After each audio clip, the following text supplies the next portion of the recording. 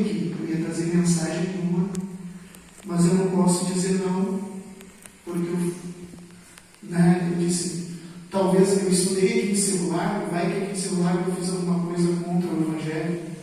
Então Deus está me dando a oportunidade de agora dizer, Deus existe, Deus é real, Deus é pessoal, Jesus está vivo.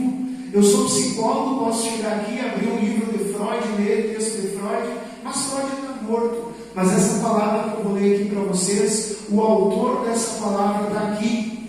Amém. E ele está aqui para confirmar nos nossos corações essa palavra. E eu vou convidar a igreja a abrir em Lucas capítulo 13. Foi a palavra que me veio assim que eu pisei aqui.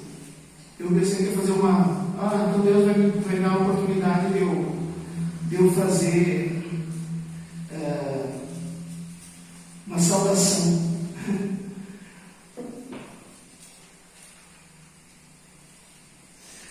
Capítulo 12, versículo 30 do versículo 30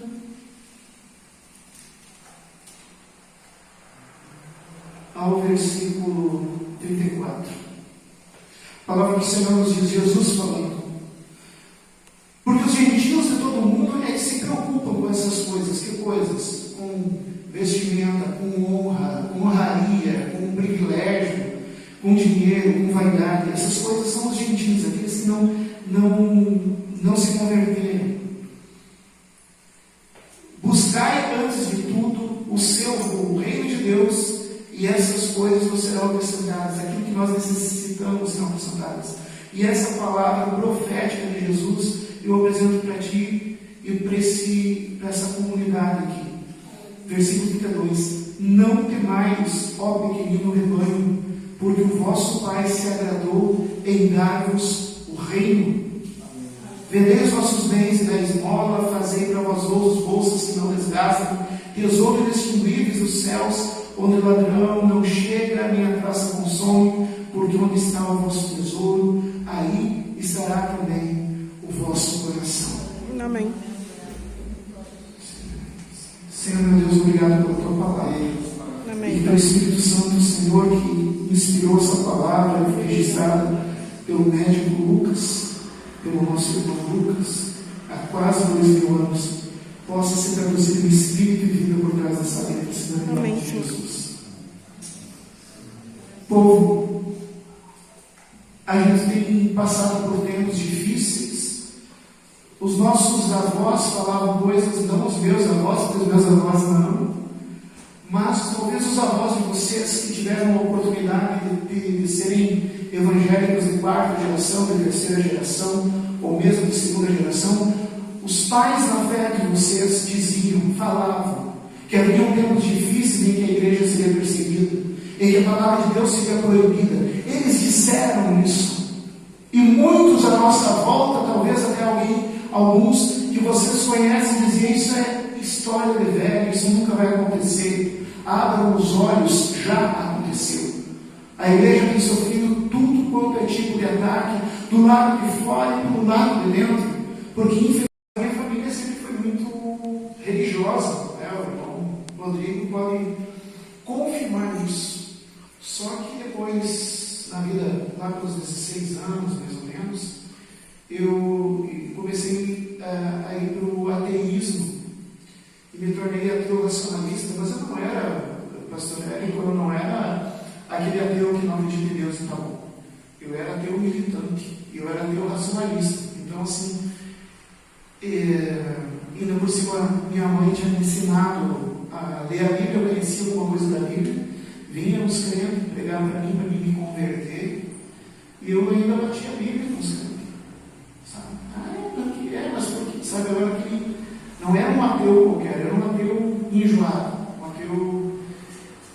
Então, e como eu era músico, eu estava muito na mídia, e também eu sou psicólogo, eu estava muito na mídia para dar palestras ou para falar no programa de rádio, e eu não perdi a oportunidade, irmão Érico, pastor Érico, de confrontar os cristãos. Eu não acreditava em religião nenhuma, mas eu tinha, digamos, um ódio especial pelos cristãos.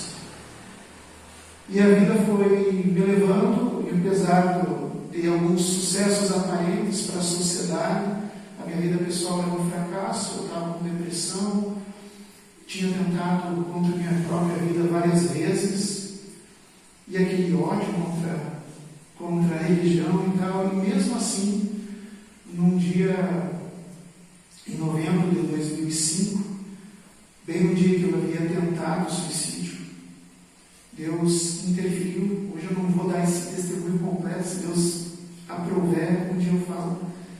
Interferiu naquilo e me impediu de eu cometer o suicídio de maneira sobrenatural. E se revelou a mim. Não foi dentro de uma igreja, não foi algo realmente sobrenatural. O próprio Senhor Jesus, a minha irmã Maia, sempre diz assim: Daniel, tu tinha um coração tão duro que se não fosse Jesus vir pregar para ti, tu não se convertia. E era verdade. Deus, na sua misericórdia, igreja, Deus, na sua misericórdia, pegou o pior de todos. Pegou aquele que não merecia nada. Pegou aquele que não merecia a misericórdia de Deus. Eu sei que ninguém merece, pastor. Eu sei que tudo é graça de Deus. Mas eu era aquele que falava mal, que perseguia, que confrontava. E Deus, na sua misericórdia, se revelou a mim, me salvou, me curou da depressão. E um dia eu estava em casa, depois de converso, e aí que entra a história, irmão Rodrigo.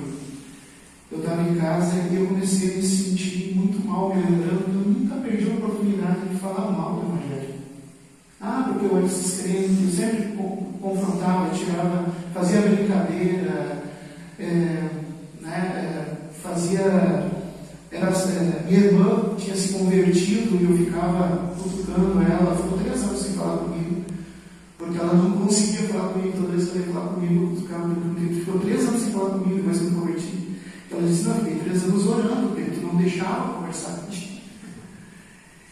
E eu me dei conta de tudo isso, de todo o mal que eu fiz, de cada palavra. Eu não tinha como voltar no tempo, e eu falei isso para o Senhor. Eu falei: Senhor, se o Senhor pudesse me levar para o passado e eu recolher todas essas palavras que eu falei, eu faria.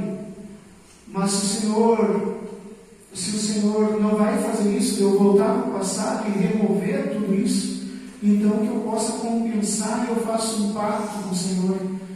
Eu não sou pregador, mas se der a oportunidade, qualquer oportunidade que der para falar do teu amor, para falar de quem tu és, para falar que tu existes em todos os lugares em que eu falei que tu não existia, se tu me der a oportunidade, eu jamais vou dizer não. Amém. E eu falei aquilo, eu senti uma paz no meu coração. Uma semana depois, o Dani estava 15 dias pregando em Brasília, Minas Gerais, falando testemunho. Bom, o apóstolo Paulo diz: até é bom para os coríntios que haja hereges entre vocês, para que vocês tenham discernimento de reconhecer quem está falando a verdade. Amém. Então nós somos atacados pelo lado de fora, por falsas religiões. Nós somos atacados pelo lado de dentro, por pessoas que tentam ensinar ventos de doutrina. Mas eu tenho uma palavra de esperança. A palavra de esperança é: as portas do inferno não prevalecerão sobre a igreja. Amém. E a palavra igreja não é uma sala de 4 paredes. A palavra igreja não está conotando uma denominação, um CNPJ. A palavra igreja está falando de um grupo de pessoas salvos, remidos pelo poder, pelo sangue do Cordeiro, sendo dirigidos pelo Espírito Santo para ser luz e sal na sua geração. Isso é igreja. Aleluia. E as portas do inferno não prevalecerão sobre a igreja. Amém. Aí tu olha para aquela igreja do lado, onde existem falsos pastores, falsos mestres, falsos apóstolos, falsos profetas, falando mentira, e aquela casa enorme, está cheia de gente, e está vindo dízimo, e dízimo, e oferta, como é que é, irmão Rodrigo? Propósito, né? E isso, e aquilo outro, e tu olha para aquilo que te entristece, porque tu olha e tu vê um grupo pequeno, que tenta compartilhar a palavra, que tenta compartilhar os dons que Deus deu, que se reúne simplesmente para louvar daquilo que sabe, numa salinha pequena com cadeiras de plástico que foi comprado com muita dificuldade, e o pastor que vem de fora, e a gente olha para aquelas grandes catedrais erguidas para Mamon, pregando o evangelho falso, prosperando. O inimigo planta no nosso coração: não é para o lugar ficar nesse lugarzinho aí, esse lugarzinho que não prospera. Vai para aquela igreja grande, que tem coral pronto, que tem banda, que grava CD, que tem programa de televisão. É essa igreja que tem aqui. É essa igreja que tem aqui. É o que o inimigo fala. É o que o inimigo fala. Mas não é o que Jesus fala. Jesus fala: não temais, pequeno rebanho. Amém. Não temais. Deus não está atrás de multidão. Deus não está atrás de artista. Deus não está atrás de pessoas que queiram simplesmente se vangloriar dos seus dons, que foi Deus que deu. É Deus que deu. Mas eles acham que foi deles. É Deus que dá o dom da palavra, é Deus que dá o dom do louvor, é Deus que dá o dom de profecia, é Deus que dá o dom de línguas estranhas. É Deus que dá o dom. Mas as pessoas estão usando não para glorificar Deus, mas para glorificar a si mesmos. E estão prosperando porque o mundo é assim. Mas Deus tem uma palavra.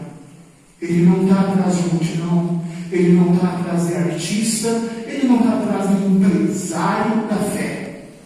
Ele está atrás de um rebanho. Amém. O mundo todo está sentindo uma falta de Deus. Amém. É por isso que tem se multiplicado religiões.